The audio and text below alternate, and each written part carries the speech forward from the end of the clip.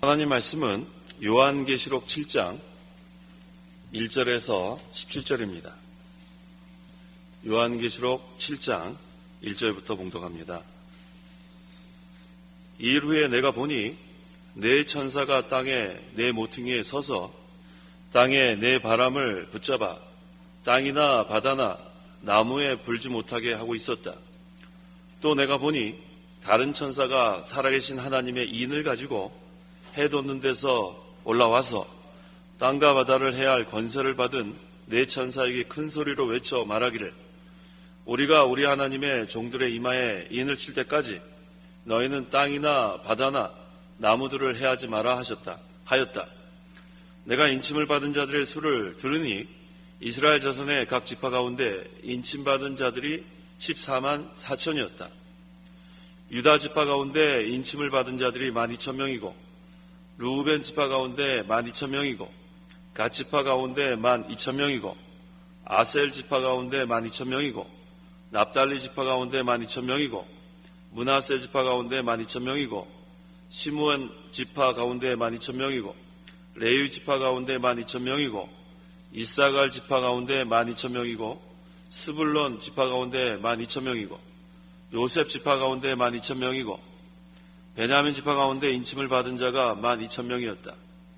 이 일 후에 내가 보니 모든 나라와 족속과 백성과 언어에서 나온 아무도 셀 수 없는 큰 무리가 흰 두루마기를 입고 손에 종려나무 가지들을 들고 보좌 앞과 어린 양 앞에 서서 큰 소리로 외쳐 말하기를, 구원이 보좌에 앉으신 우리 하나님과 어린 양께 있습니다라고 하였다.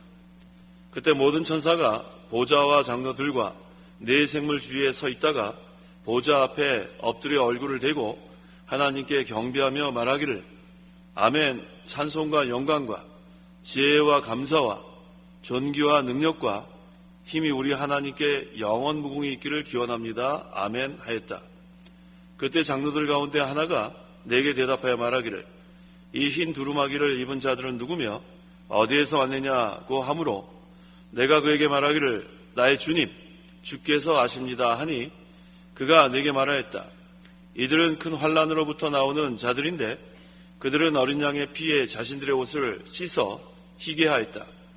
그러므로 그들이 하나님의 보좌 앞에 있으며 그분의 성전에서 밤낮으로 그분을 섬기고 보좌에 앉으신 분께서 그들 위에 장막을 치실 것이니 그들이 다시는 굶주리거나 목말라 하지 않을 것이며 해나 그 어떤 뜨거움도 그들을 상하게 하지 못할 것이다. 이는 보좌 가운데 계신 어린 양께서 그들의 목자가 되셔서 그들을 생명수 샘으로 인도하시고 하나님께서 그들의 눈에서 모든 눈물을 씻어 주실 것이기 때문이다. 17절까지 공독했습니다. 자, 우리 요한계시록 7장 우리 이 목사님 대소지 보시면 대지는 날인, 소지는 네 천사, 그 다음에 동방천사, 입맞은 12지파, 구원받은 큰 무리 찬송, 그리고 마지막으로 복락 참고하시기 바랍니다. 이 시간 증거의 말씀의 제목은 인침을 받은 자들이 받는 복, 인침을 받는 자들이 받는 복이라는, 인침을 받은 자들이 받는 복이라는 제목으로 말씀을 전하겠습니다. 1절 일 후에 내가 보니 네 천사가 땅의 네 모퉁이에 서서 땅의 네 바람을 붙잡아 땅이나 바다나 나무에 불지 못하게 하고 있었다. 땅에 네 모퉁이가 나옵니다. 이것은 동서남북 네 가지 방향을 가리키는데 여기 또 바람이라고 여기 붙잡았다고 있죠. 땅에 네 바람을 붙잡아. 이 바람은 전쟁도 상징하고 환난도 상징하고 또 여러 가지 어려움, 이게 다 바람이라 할 수 있습니다. 그런데 하나님께서 네 천사를 보내어 지켜주시기 때문에 전쟁도 일어나지 않고 또 어려움도 겪지 않고 환난도 지금 당하지 않고 있는 거예요. 하지만 하나님께서 정하신 때가 되면 그 다음에 천사를 놓아주어 전쟁도 일어나고 환난도 겪게 됩니다. 2절과 3절. 2절 또 내가 보니 다른 천사가 살아계신 하나님의 인을 가지고 해 돋는 데서 올라와서 땅과 바다를 해할 권세를 받은 내 천사에게 큰 소리로 외쳐 말하기를 우리가 우리 하나님의 종들의 이마에 인을 칠 때까지 너희는 땅이나 바다나 나무들을 해하지 마라 하였다. 하나님께서 천사를 보내어 지금은 바람이 불지 않도록 막아주십니다. 지금 이 기간 동안은 아직 은혜 받을 만한 때고 구원의 날이기 때문에, 그런데 이제 하나님께서 지켜주지 않으면 그 다음엔 전쟁도 일어날 수 있고 여러 가지 환란을 겪을 수 있습니다. 왜 하나님께서 천사를 보내어 바람이 불지 못하도록 붙잡아 두고 있는가? 아직도 하나님의 종들의 이마에 인치는 일이 남아있기 때문에, 아직도 하나님의 택한 백성들 다 구원받지 못했습니다. 그래서 그 일을 지금 계속 하고 계십니다. 그때까지 붙잡아 두는 거예요. 여기서 하나님의 인은 도장을 가리킵니다. 도장. 그래서 이 하나님의 이 도장, 거긴 글자가 하나님의 말씀이고 그 인을 찍어주시는 분은 성령입니다. 에베소서 1장 13절. 13절 그리스도 안에서 너희도 진리의 말씀 곧 너희의 구원의 복음을 듣고 또한 그 안에서 믿어 약속의 성령으로 인치심을 받았다. 약속의 성령으로 인치심을 받았다. 그 글자는 하나님의 말씀이고 도장을 찍는 분은 성령이라고 했습니다. 성령께서 하나님의 말씀을 택한 자의 심령에 도장을 찍는 거예요. 이게 성령께서 하시는 사역입니다. 그래야 예수 그리스도가 구주임을 믿게 되는 거예요. 그래서 여기서 인치심을 받았다는 것은 택한 백성이 예수님을 믿게 한다는 그런 뜻입니다. 근데 여기 해돋는 데서라고 했는데 이것은 하나님의 방향을 가리킵니다. 그 에스겔 43장 1절 2절에 그가 나를 데리고 문에 이르니 곧 동쪽을 향한 문이었다. 보아라, 이스라엘의 하나님의 영광이 동쪽에서 왔는데 그 소리는 맑은 물이 흐르는 소리가 같았고 땅은 그의 영광으로 빛났다라고 했어요. 이스라엘이 하나님의 영광이 동쪽에서 왔다고 했어요. 해돋는 데부터. 그래서 이건 하나님의 방향입니다. 이것은 또한 진리의 방향이기도 해요. 진리의 방향. 그래서 하나님을 가까이 하는 성도는, 동쪽을 향하는 성도, 하나님의 방향을 향하는 성도는 진리의 말씀을 사모하는 성도입니다. 그러한 자에게 하나님께서 진리의 말씀을 통해서 은혜를 내려주십니다. 4절 내가 인침을 받은 자들의 수를 들으니 이스라엘 자손의 각 지파 가운데 인침받은 자들이 14만 4천이었다. 요한계시록은 문자적으로 해석할 것이 있고 상징적으로 해석할 것이 있는데 여기서 14만 4천은 상징적인 수입니다. 모든 믿는 자들의 수가 14만 4천이에요. 자, 그런데 여기 지금 이 인치는 일, 이게 중요한 거예요. 인치는 일. 성령께서 말씀으로 믿게 하는 건데 또한 우리 성도들을 통해서 하나님께서 이 일을 해나가십니다. 어떤 방법으로 해나가시냐면 복음을 선포하게 하셨어요. 복음을 선포하게 하셔서 믿지 않는 사람에게 복음을 전하면 그 복음, 그 말씀, 성령께서 그 말씀을 가지고 그 택한 백성을 인치는 일을 하십니다. 그 다음에 이미 믿는 자도 계속해서 이 말씀을 통해서 진리의 영이신 성령께서 진리 가운데로 인도하고 계십니다. 그래서 이 일이 잘 지금 되어가고 있는데 이 기간 동안 하나님께서 바람을 붙잡아 두는 거예요. 여기 이스라엘 자손의 각 지파라고 했습니다. 근데 이 이스라엘 자손은 표면적 유대인을 가리키는 게 아니고 이면적 유대인, 신약시대 새 언약 아래에 있는 그러한 하나님의 백성들, 유대인이나 이방이나 차별이 없다고 했습니다. 새 언약 아래에 있는 백성들은 예수님을 믿는 자는 하나님이 그들의 백성이 되고 또 그 백성들은 하나님의 백성입니다. 그래서 여기 이스라엘 자손의 각 지파를 갈 때 이스라엘 자손은 구약에 있는 그런 표면적 유대인, 구약시대에 있던 그 이스라엘 자손이 아니고 신약시대 새 언약 아래에 있는 예수님을 믿는 구원받은 자들을 말합니다. 여기 지금 보니까 이 5절부터 이 12지파 그 이름이 기록됩니다. 그런데 여기 순서를 보면 루벤 지파가 먼저 나오지 않고 무슨 지파가 나왔어요? 유다 지파가 먼저 나왔습니다. 그 이유는 예수님께서 유다 지파에서 났기 때문에 유다 지파를 먼저 쓴 거예요. 그 다음에 루벤 지파가 나옵니다. 근데 여기 6절에 보면 단지파가 없어요. 그 대신 무슨 지파가 들어가냐면 므낫세 지파가 들어갑니다. 그 위에는 창세기 49장 17절에 단은 길에 뱀이 되고라고 했어요. 구원받은 성도의 반열에서 단지파가 빠집니다. 이걸 보니까 이 유다 지파 또 루벤 지파 여기 여러 지파들이 나오는데 이것은 구약에 있는 그러한 이스라엘 그 자손을 얘기하는 게 아니고 바로 예수 믿는 자들, 예수를 구주로 믿는 그러한 새 언약 아래에 있는 그러한 하나님의 구원받은 백성을 가리키는 것이 분명합니다. 그래서 인침받은 자들이 14만 4천이었다고 했는데 이것은 하나님의 내정수예요. 정확히 몇 명인지 모릅니다. 근데 분명한 것은 구원받은 총수가 14만 4천이라고 여기에서 증거하는 거예요. 5절에서 8절. 5절 유다 지파 가운데 인침을 받은 자들이 12,000명이고 루벤 지파 가운데 12,000명이고 갓 지파 가운데 12,000명이고 아세 지파 가운데 12,000명이고 납달리 지파 가운데 12,000명이고 므낫세 지파 가운데 12,000명이고 시몬 지파 가운데 12,000명이고 레위 지파 가운데 12,000명이고 이사갈 지파 가운데 12,000명이고 스불론 지파 가운데 12,000명이고 요셉 지파 가운데 12,000명이고 베냐민 지파 가운데 인침을 받은 자가 12,000명이었다. 계속 12,000명이 나오죠. 이것은 12 곱하기 1000입니다. 12는 구원의 만수, 하나님이 정해놓은 구원의 만수를 10이라고 하고 1000은 많다는 뜻이에요. 그래서 구원 많은 무리는 많다는 거예요. 그걸 이렇게 상징적으로 여기서 증가합니다. 9절에 이일 후에 내가 보니 모든 나라와 족속과 백성과 언어에서 나온 아무도 셀 수 없는 큰 무리가 흰 두루마기를 입고 손에 종려나무 가지를 들고 보좌 앞과 어린 양 앞에 서서라고 했습니다.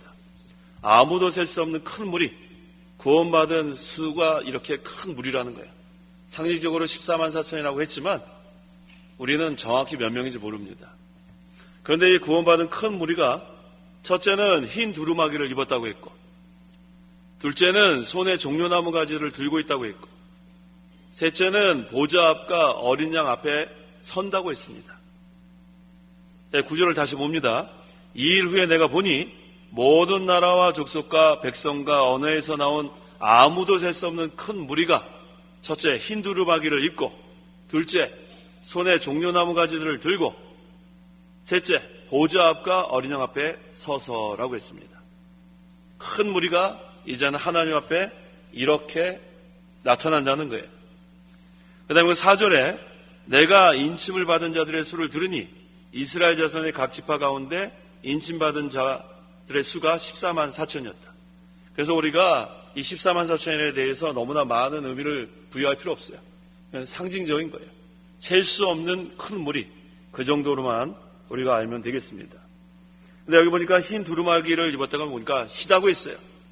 예수님의 보혈로 다 깨끗함을 받았다는 그런 뜻이고 그 다음에 손에 종려나무 가지를 들고 있다고 했는데 우리 예수님께서 그 예루살렘에 입성하실 때 그 요한복음 12장 13절에 종려나무 가지를 들고 그분을 맞으러 나가 외치기를 호산나 복되시다 주님의 이름으로 오시는 분 곧 이스라엘의 왕이셔라고 했습니다. 이 종려나무는 언제 그렇게 흔드냐면 승리했을 때 우리 장병들이 가서 승리할 때 백성들이 종려나무 가지를 막 흔드는 거예요. 그 다음에 기쁠 때 그러니까 우리 구원받은 성도들은 승리하는 무리입니다. 그리고 기쁨을 누리는 그런 무리라는 그런 뜻이에요. 10절 10절 큰 소리로 외쳐 말하기를 구원이 보좌에 앉으신 우리 하나님과 어린 양께 있습니다 라고 하였다. 구원이 우리 하나님께 있습니다.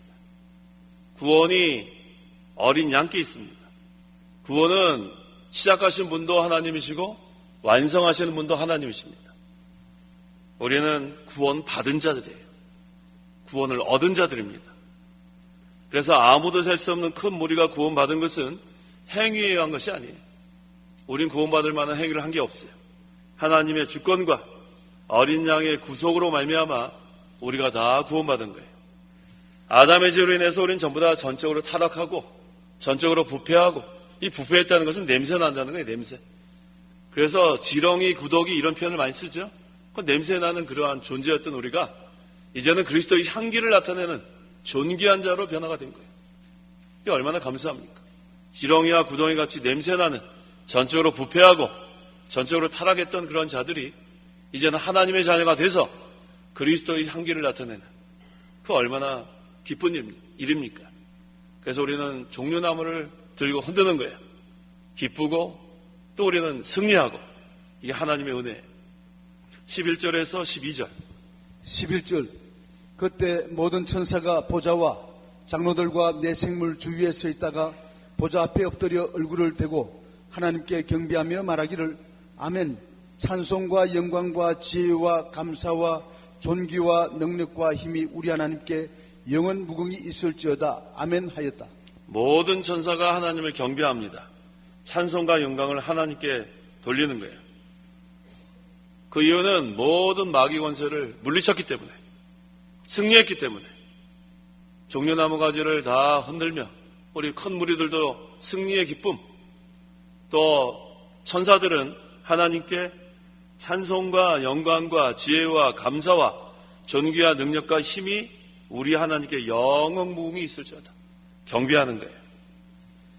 이 여러 가지가 다 하나님께 있어요. 그래서 우리는 구해야 됩니다. 능력도 하나님께 구해야 되고, 지혜도 하나님께 구해야 되고, 우리는 구하는 자예요. 그러면 모든 것이 풍성하신 하나님께서 우리에게 주시는 거예요. 우리가 얻지 못하는 것은 왜 얻지 못해요? 구하지 않기 때문에, 기도하지 않았기 때문에, 달라고 하지도 않았어요. 그런 다음에 없다고 하는 거예요. 구하는 자에게 하나님께서 주십니다. 근데 정욕을 위해서 구하면 안 되고 하나님의 나라를 위해서 구할 때 하나님이 필요한 모든 걸 주십니다. 그걸 믿으시면 돼요. 하나님 나라를 위하는 게 중요한 거예요. 자기를 위해서 구하는 게 아니라 하나님의 나라, 하나님의 의를 위해서 우리가 구하면 하나님이 넘치도록 주십니다. 왜? 하나님께서는 하나님의 일을 해나가기를 원하시기 때문에. 그래서 우리가 구하지 않는 것은 기도하지 않아서 그래요. 기도하지 않아서. 아니, 구하지 않는 게 받지 못한 것은 기도하지 않아서 받지 못하는 거예요. 구하지 않아서. 그래서 우리가 힘껏 구하세요. 뭐를 위해서요? 하나님 나라를 위해서 힘껏 구하세요. 지금까지도 구해왔겠지만 더 힘껏 구하세요. 그럼 하나님이 반드시 주십니다. 그런데 하나님 나라를 위해서 구할 때 주시는 거예요. 그래서 항상 우리가 구하지 않았기 때문에 얻지 못하는 거예요. 그래서 맨날 뭐가 없다 하면 안 돼요. 누가 나를 좀 도와주지 않을까? 사람은 한계가 있어요. 사람이 도와주는 건 한계가 있는데 하나님이 도와주는 건 무한입니다. 하나님 나라를 위해서 일하겠다는데 하나님 왜 안 주시겠어요? 사람한테 도움 구하지 마요. 사람이 도와주는 데는 한계가 있어요. 하지만 하나님께 직접 구하세요. 하나님 나라를 위해서 살길 원합니다. 하나님 나라를 위해서 일하기 원합니다. 그럼 하나님께서 풍성히 주십니다. 하나님 주시는 지혜와 능력과 물질과 이걸 가지고 우리는 힘껏 주의를 하면 되는 거예요. 우리 하나님께 영원 무궁히 있을지어다. 있을 것이다. 모든 것이 다 하나님께 있습니다. 13절에서 14절. 13절. 그때 장로들 가운데 하나가 내게 대답하여 말하기를 이 흰 두루마기를 입은 자들은 누구며 어디에서 왔느냐고 하므로 내가 그에게 말하기를 나의 주님 주께서 아십니다 하니 그가 내게 말하였다. 이들은 큰 환난으로부터 나오는 자들인데 그들은 어린 양의 피에 자신들의 옷을 씻어 희게 하였다.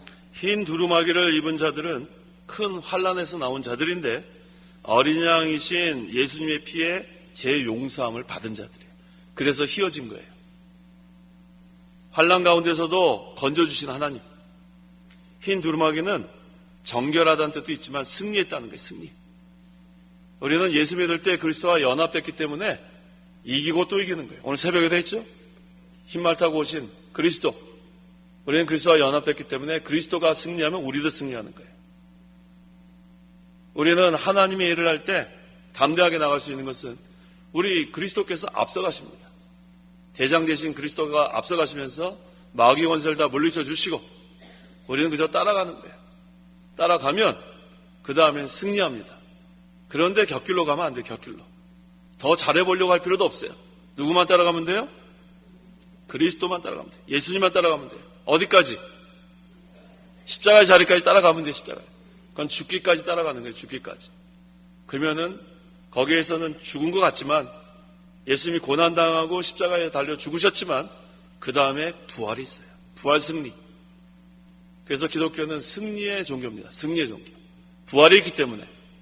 그래서 예수님을 우리가 끝까지 따라가야 돼. 십자가의 자리까지. 목숨 내걸고. 그러면은 일반 사람들이 볼 때는 저 죽었구나.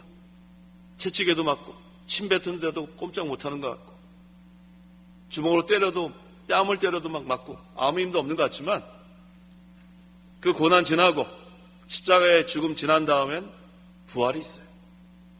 부활의 승리. 우리는 예수 믿을 때 그리스도와 연합됐기 때문에 그리스도와 함께 죽었고 또 그리스도와 함께 사는 거예요. 그게 우리가 인침받은 자들이 받는 복이에요. 그래서 예수님을 믿는 성도는 이 세상에서 믿음 지키는 거 중요한데 믿음 지키다가 환난 당하는 거 두려워할 거 없어요. 두려워할 게 전혀 없습니다. 환난을 통과할 수 있는 것은 내 힘으로 하는 게 아니기 때문에 그리스도께로부터 오는 능력이 있고 또 지혜가 있고 항상 우리와 함께 하시기 때문에 내가 하는 게 아니에요. 그런데 내가 하려고 하면 벌써 두렵지 않아요.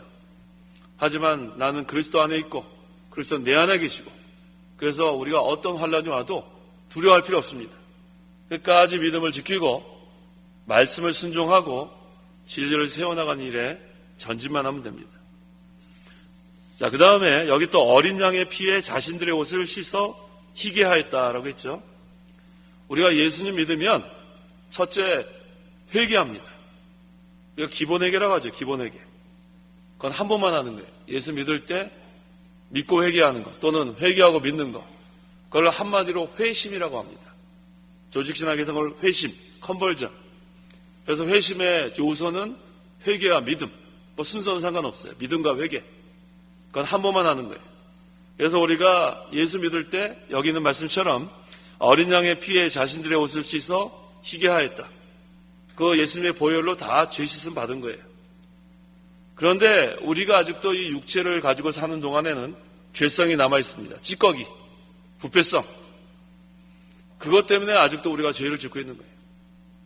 그래서 우리 루터가 우리는 의인이면서 죄인이라 그런 거예요.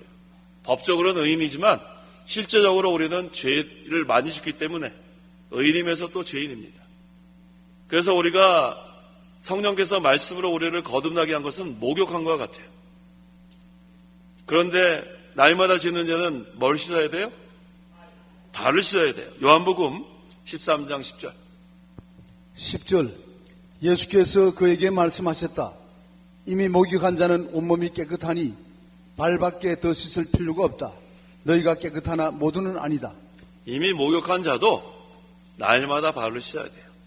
발 안 씻으면 어때요? 발 안 씻으면 어때요? 냄새 난단 말이에요. 냄새 난단 말이에요.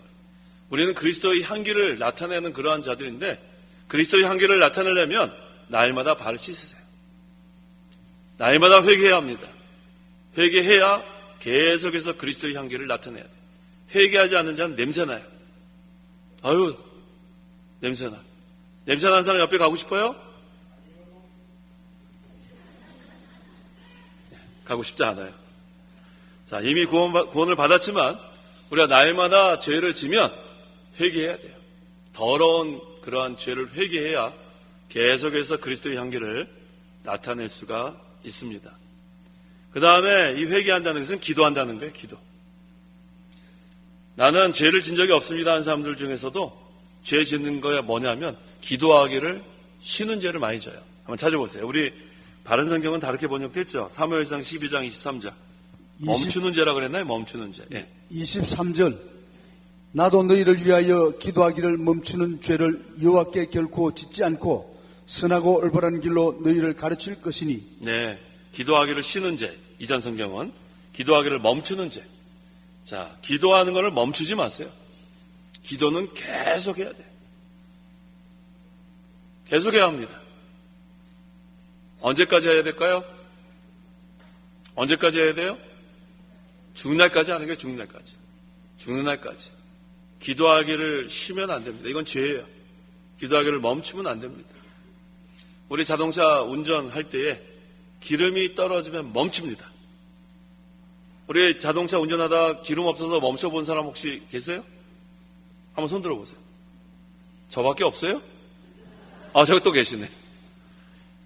깜짝 놀랐어요. 제가 미국에 있을 때 전도사 시절에 그 금요일 날 밤 11시인가 그때까지 거긴 미국에는 1시간 반 동안 제가 전도사니까 우리 전도사님들 참 고생 많아요. 제가 그거 사정 잘 알아요. 밤에 이제 금요일 날 8시 예배니까 9시에 끝나면 다 모셔다 들고 오고 그러면 한 11시 그렇게 돼요. 그때 여기 우리 스타렉스보다 미국 차들은 더 커요. 다치 벤인데 그걸 제가 전도사 때 운전을 했어요. 근데 그 눈금이 빨간불이 들어올랑 말랑 그래요.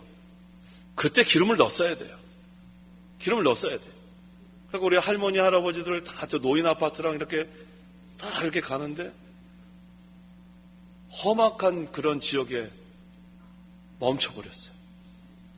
겁나더라고요. 미국은 우리나라랑 달라요. 거기는 총도 다 가지고 있고, 거기 한번 멈추면은 무슨 일이 당할지 모릅니다. 그래서, 이거, 아까 넣을걸. 후회가 막심해가지고, 그 다음에 어떻게 했냐면은, 전화해가지고, 또 우리 다른 전도사 또 있어요. 그 전도사도 이렇게 다 운행한 다음에, 교회 마침 와 있더라고요. 그래서, 너 가서 한 드럼만 사와라. 그래가지고, 거기다가 이렇게 넣어가지고, 겨우 이렇게 온 적이 있어요. 평상시 준비를 안 해서 그래요. 준비를 안 해서. 그래서 우리 여기 전도사님들 불 깜빡깜빡할 때 빨리 주의 서가란 말이에요. 빨리 주의 서 갔어요. 멈추기 전에 우리가 기도하지 않으면 이와 같아요. 멈춥니다. 저 실제 멈춰봐가지고 그다음부터는 이것이 마음에 와닿아요. 멈추니까 1cm도 안 움직여요. 절대로 안 움직여요, 차가. 우리가 기도하지 않으면 어떠한 험악한 지역에 멈출지 몰라요. 마귀가 항상 우리 지금 삼키려고 지금 그러고 있는데 평상시 기도 계속 해야 돼요. 전 그때 한번 그런 경험한 다음에 이 사무엘상 12장 23절이 마음에 와닿아요. 그렇지, 내가 기름 안 넣어갖고 멈췄지. 기도 안 하면 또 어떻게 될지 모른다. 그 다음부터는 기도 안 할 수가 없어요. 하나님이 도와주지 않으면 우리는 살 수 없습니다. 그래서 우리가 항상 회개하는 기도를 많이 하세요. 회개하는 기도. 목욕한 자도 날마다 발을 씻어야 돼요. 날마다. 그래야 냄새 나지 않습니다. 계속해서 그리스도의 향기를 나타내야 합니다. 자, 15절. 그러므로 그들이 하나님의 보좌 앞에 있으며 그분의 성전에서 밤낮으로 그분을 섬기고 보좌에 앉으신 분께서 그들 위에 장막을 치실 것이니. 자, 예수님을 믿는 성도는 항상 하나님의 보좌 앞에 나아가는 생활에 하나님의 보좌 떠나면 안 됩니다. 그러면 어떤 은혜가 우리에게 내려지냐면 때를 따라 돕는 은혜가 있어요. 히브리서 4장인가요? 때를 따라 돕는 은혜. 네, 히브리서 4장. 우리 바른 성경은 뭐라고 되어 있어요? 필요한 때에 도우시는 은혜? 예. 16절. 그러므로 긍휼하심을 얻고 필요한 때에 도우시는 은혜를 받기 위하여 은혜의 보좌 앞으로 담대하게 나아가자. 하나님의 보좌 앞으로 나아가야 돼요. 성도 여러분 다 나왔어요? 은혜를 사모하면서 나아가면 하나님께서 우리에게 무엇을 주시냐면 긍휼을 베풀어 주십니다. 불쌍히 여겨주시고 필요한 때에 도우시는 은혜를 또 내려주세요. 이 두 가지면 우리는 만족하는 거예요. 긍휼과 은혜. 하나님께 죄를 회개했을 때 우리에게 긍휼을 베풀어 주신 하나님, 우리가 필요할 때마다 은혜를 베풀어 주신 하나님. 이전 성격이 저는 더 마음에 와닿아요. 이전 성경에는 때를 따라 돕는 은혜. 하나님이 어떻게 때를 그렇게 잘하실까? 환난을 당하고 있는데 어느새 하나님이 도와주고 계세요. 기도하니까. 내가 고난당하는 걸 어떻게 하실까? 맨날 말로는 전지전능 하나님 외치면서 실제로 환난 당할 때는 하나님 어떻게 이렇게 잘하시지? 감탄할 때가 많아요. 우리가 지식적으로만 하나님을 경험하면 안 됩니다. 인격적으로 만나야 돼요. 인격적으로. 불가능한 상태인데 하나님이 도우시니까 된단 말이에요. 그거 한번 경험하면 그 다음에는 담대해져요. 야, 이거 도무지 할 수 없었는데 하나님이 역사하니까 되더라고요. 우리 구약 성경에 많이 나오죠. 홍해 바다도 갈라지고, 그 다음에 반석에서 물도 나오고, 하늘에서 만나가 내리고, 구름 기둥 불 기둥, 뭐 하나님이 역사하시면 다 되는 거예요. 문제는 뭐냐 하면 믿음이 적은 자들. 우리가 믿는 것 같지만 믿지 않을 때가 많아요. 왜 믿지 않을 때가 많냐 하면 환난을 딱 당하면 뭐부터 해요? 어떻게 하지? 뭘 어떻게 해요? 어떻게 해요? 기도해요, 기도하시라고요. 환난을 당하면은 우리 설교자들도 마찬가지예요. 이렇게 큰 소리로 외치면서 어려움을 당하면은 어떡하지? 그러면 또 어떻게 해요? 뭘 어떻게 기도해야지. 그리고 산에 가서 기도하는 거예요, 그 다음에. 기도도 그냥 기도하면 안 돼. 부르짖어야 돼. 부르짖는 기도. 부르짖으면 하나님께서 만나주십니다. 부르짖는 기도를 하지 않으니까 못 만나는 거예요. 하나님은 한 번도 우리를 떠난 적이 없어요. 항상 함께 하시는데 하나님이 계시는가 안 계시는가 의심할 때가 있어요. 그건 내가 믿음이 약해진 거고 기도하지 않은 증거입니다. 임마누엘, 하나님은 항상 우리와 함께 하세요. 또 우리 예수님이 뭐라고 했어요? 세상 끝날까지 항상 너희와 함께 할 것이다. 약속했는데 우리가 기도하지 않고 믿음이 약해지면 또 신앙의 잠이 들면 우리와 함께 하신 하나님을 깨닫지 못할 때가 있습니다. 15절 그러므로 그들이 하나님의 보좌 앞에 있으며 그분의 성전에서 밤낮으로 그분을 섬기고 보좌에 앉으신 분께서 그들 위에 장막을 치실 것이니. 자, 그들이 하나님의 보좌 앞에 있으며 언제나 하나님 보좌 앞에 있어야 돼. 그곳이 은혜의 자리예요. 은혜의 자리. 하나님 보좌 앞에. 그래서 우리가 예배 시간에도 어느 자리가 제일 은혜의 자리예요? 근데 왜 맨 뒤에 앉았어요? 맨 앞이 제일 은혜의 자리에 맨 앞에. 그래서 우리 예배 시간에 안내위원들이 얘기하기 전에 다 앞으로 오세요. 다 앞으로. 왜 뒤에 앉아있어요? 왜 뒤에? 은혜 받으려면 앞으로 나와야 돼요. 맞죠? 앞자리가 금자리죠? 중간은 무슨 자리예요? 은자리? 맨 뒤에는 무슨 자리예요? 뭘 동자리예요? 조는 자리. 꾸벅꾸벅 졸기나 하고. 그 다음에 또 우리 성가대에 있는 교회 많죠? 성가대는 무슨 자리예요? 어쩔 수 없는 자리예요. 꼼짝 거기 다 가운 입고 꼼짝도 못하고 그냥 앉아있어야 되잖아요. 맨 앞자리가 좋습니다. 맨 앞자리.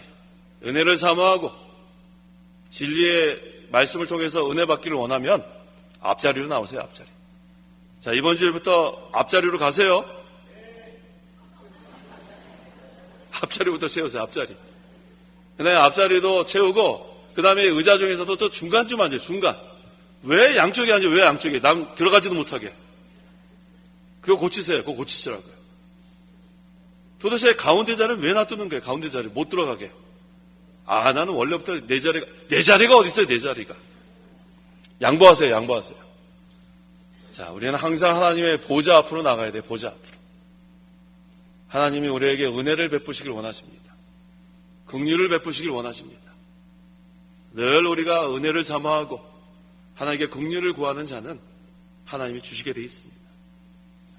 항상 하나님의 보좌 앞을 떠나면 안 됩니다. 여기 장막을 치실 것이니라고 했죠. 장막. 이것은 하나님 보좌 앞에 아예 장막을 친 거예요. 여기가 좋사오니 아예 하나님과 동거동락 하는 거야. 동거동락. 이거 얼마나 장막을 치는 생활을 해야 돼요. 잠시 머물렀다 떠나는 게 아니라 그곳에 살아야 합니다. 그것이 바로 하나님의 날개 아래예요. 날개 아래. 주님의 품입니다. 얼마나 포근한지 몰라요. 얼마나 포근한지. 주날개 및 찬송가도 있죠. 내가 편안히 거하리니 거기보다 더 편안한 데가 어디 있어요. 암탉이 그 병아리를 품고 있는 얼마나 그게 좋아요. 그 품을 떠나면 안 돼요. 그런데 우리가 그 품을 떠나기 때문에 문제가 자꾸 생기는 거예요. 떠나면 안 됩니다. 하나님은 우리를 버린 적이 없는데 우리가 자꾸 하나님을 떠나는 거예요. 하나님 우리와 늘 함께하길 원하시는데 자꾸만 우리가 떠납니다. 하나님은 항상 우리와 함께 원하십니다. 16절에서 17절. 16절 그들이 다시는 굶주리거나 목말라 하지 않을 것이며 해나 그 어떤 뜨거움도 그들을 상하게 하지 못할 것이다. 이는 보좌 가운데 계신 어린 양께서 그들의 목자가 되셔서 그들을 생명수 샘으로 인도하시고 하나님께서 그들의 눈에서 모든 눈물을 씻어 주실 것이기 때문이다. 하나님 보좌 앞에 장막을 치면 어떻게 되는가? 그들이 다시는 굶주리거나 목말라 하지 않아요. 하나님이 영의 양식으로 먹여주시고 생수를 계속해서 공급해 주시니까 그게 바로 은혜의 보좌예요. 그것을 떠나면 안 됩니다. 그 좋은 것을 떠나면 안 돼요. 하나님은 항상 우리에게 긍휼을 베풀어 주길 원하시고 은혜 베풀어 주길 원하시는데 그것을 떠나면 안 돼요. 이것은 다르게 표현하면 우리 심령의 영적 하나님 나라가 이루어진 거예요. 하나님을 모시고 하나님의 통치를 받고 하나님의 보호를 받는 것. 그 생활을 계속해 나가야 돼요. 앞으로 우리가 하늘나라 가서 이것을 누릴 거지만 이 세상에서도 이 생활을 계속해 나가야 돼요. 하나님의 보좌가 항상 가까이 있어야 돼요. 우리 심령에 하나님 나라를 빼앗기면 안 돼요. 해나 그 어떤 뜨거움도 그들을 상하지 못할 것이다. 하나님 보좌 앞에 사는 성도는 어떠한 환난 가운데서도 해를 당하지 않습니다. 왜? 하나님 지켜주니까. 하나님 보좌 앞을 떠나면 안 됩니다. 또 환난을 당하면 은혜의 보좌 앞으로도 나가야 돼요. 나아가서 엎드려 기도하는 거예요. 엎드려 기도하는 거. 힘을 좀 많이 쓰면 하나님 거 다 알아주십니다. 힘을 많이 쓰세요. 공력을 많이 드려야 합니다. 이는 보좌 가운데 계신 어린 양께서 그들의 목자가 되셔서 그들을 생명수 샘으로 인도하시고 이러니까 목마르지 않아요. 굶주리지도 않고 목마르지도 않고 기쁘고 평안하고 그게 바로 의의 나라고 기쁨의 나라고 평강의 나라 그게 바로 하나님 나라죠. 하나님 나라는 오직 성령 안에서 의와 평강과 기쁨이다. 이거 얼마나 좋습니까? 더 좋은 게 뭐냐 하면 하나님께서 그들의 눈에서 모든 눈물을 씻어주실 것이기 때문이다. 자, 우리 잘 아는 내용이잖아요. 우리 요한계시록 거기 21장인가요? 우리 장례식 가서 하는 거. 21장이죠? 한번 읽어보세요. 4절. 4절 하나님께서 그들의 눈에서 모든 눈물을 닦아주실 것이며 다시는 죽음이 없고 슬픔이나 우는 것이나 아픈 것이 더 이상 있지 않을 것이니 이는 처음 것들이 지나갔기 때문이다. 자, 하늘나라 가면 우리가 이 생활을 하는데 이 세상에 사는 동안에도 하나님께서 보좌 앞에 사는 성도에게는 눈물을 닦아주시는 거예요. 우리가 어려움을 당할 때, 슬플 때 눈물 흘리는 거 하나님 다 닦아주십니다. 그게 바로 하늘로부터 내리는 하나님의 위로예요. 위로받기를 원하시죠? 그럼 하나님 앞에 가서 울면 돼요. 울면. 주여 불쌍히 여겨 주시옵소서. 벌써 울면은 벌써 하나님 다 알아요. 아직 기도 안 했는데 벌써 울면서 기도하고 있으니까 벌써 마음이 편안해요. 아직 죄 회개도 안 했는데 하나님 엉엉엉 울면은 벌써 마음이 시원해요. 하나님 어떻게 그렇게 잘하실까요? 뭘 어떻게 하세요? 전지전능인데. 우리가 기도하지 않아서 그래. 기도하지 않았어. 기도를 하는데도 메말른 기도, 형식적인 기도, 할 수 없이 하는 기도. 그 하나님 그거 왜 들어주시겠어요? 하나님은 간절한 기도를 원하세요. 간절한 기도. 간절한 기도는 어떤 사람이 간절히 기도하냐면 환난을 당하거나 죽을 병에 걸렸거나 사고를 당했거나 자식들이 말 되게 안 들을 때나 사업에 실패했거나 무슨 어려운 사건에 연루됐거나 하여튼 어떠한 상황에서든지 간절히 기도할 그런 기도를 하나님 들어주시더라고요. 맞죠? 근데 뭐 편안해가지고 기도 하긴 했는데 한 30분 했나 보니까 한 2분 지나가고 그런 분은 계실 거예요, 그런 분. 웃는 분들이 좀 의심스러워요. 한 1시간 기도했는데 딱 보니까 한 15분 지나가고. 기도가 지금 문제예요, 문제. 한 20분 기도했나 보니까 2시간 지나가고. 그런 일은 별로 없죠? 기적과 같은 일이죠? 이 간절한 기도가 없어서 간절한 기도. 한번 매달려 보세요, 하나님께. 주여, 불쌍히 여겨 주시옵소서. 한번 따라해 보십시오. 주여, 불쌍히 여겨 주시옵소서. 간절히 기도하세요, 간절히. 눈물을 흘리며, 엉엉 울면서. 하나님 도와주십시오. 제가 죄인입니다. 얼마나 하나님 앞에 부끄러운지 모릅니다. 제가 잘못했습니다. 하나님은 회개하는 기도 들어주시고 간절히 기도하는 거 들어. 너 뭐 언제 눈물을 흘렸는지 몰라요. 너 눈물 또 안 나와요. 억지로도 눈물 짤 수도 없잖아요. 마음이 우리는 완고해졌어요. 하나님 전적으로 의지 못하고 있어요. 한번 우리 자신을 돌아보세요. 기도할 때 눈물이 언제 나왔는지도 몰라요. 우리가 기도만 하면 눈물이 원래 나온 때가 있었잖아요. 무슨 사랑을 잃어버렸어요? 처음 사랑 잃어버렸다고요. 어디서 떨어졌는지 빨리 찾아야 돼요. 처음 은혜 다 잃어버렸단 말이에요. 처음 믿음 다 잃어버렸단 말이에요.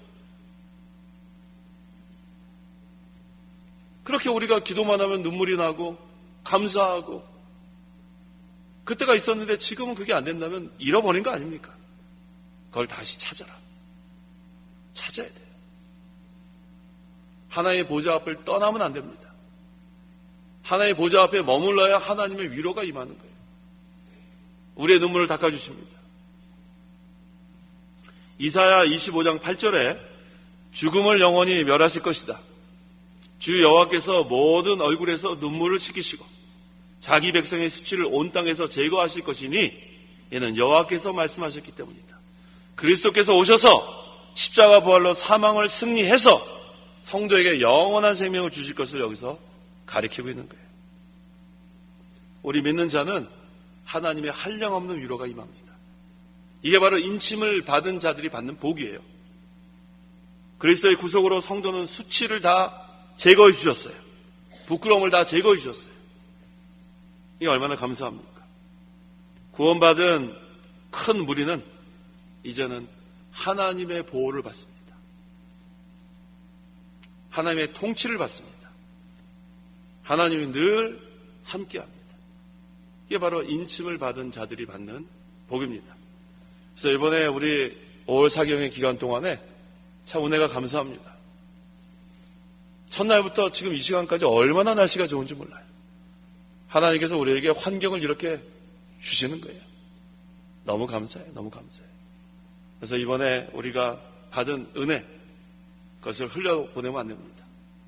계속해서 하나님 보좌 앞에 거하는 생활, 또 우리 심령의 영적 하나님 나라가 이루어지도록 하나님께 간구하고 긍휼을 베풀어 달라고 기도하고 은혜를 베풀어 달라고 기도하고 쉬지 말고 기도하고 그러면 하나님께서 우리의 기도를 들어주십니다.